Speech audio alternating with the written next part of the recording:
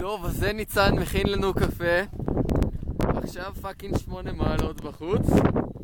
זה מרגיש כמו 0. רוח מטורפת.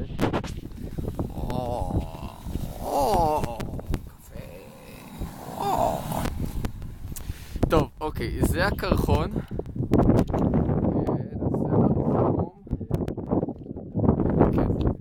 זה סתם קרח. קרחון. אוי.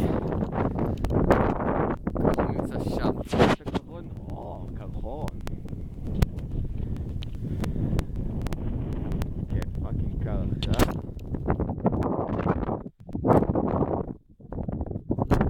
ניצן, יש לך משהו חכם להגיד לאנשים בבית?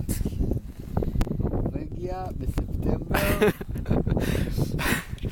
אולי לא. מומלץ שלא. מה שכן יפה פה.